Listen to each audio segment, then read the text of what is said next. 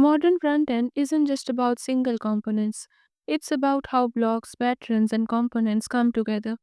Let me tell you about a tool that is built exactly around this idea. Welcome to the series, and this is the part 9 of chapter Frontend UI. The link is mentioned in the description.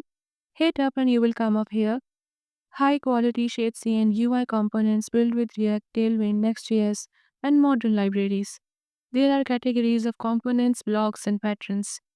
Let's explore.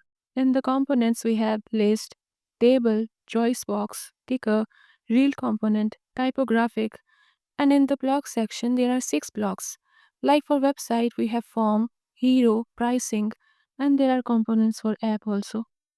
The amazing section is of patterns.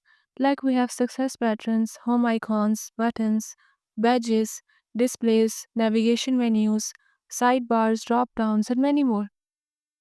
Explore, find the best you want, preview it, and the complete code is here. Also, you can install via command line and integrate the code with your favorite modern front-end framework. It's simple, fast, and smart. Progress isn't about doing more, it's about choosing better.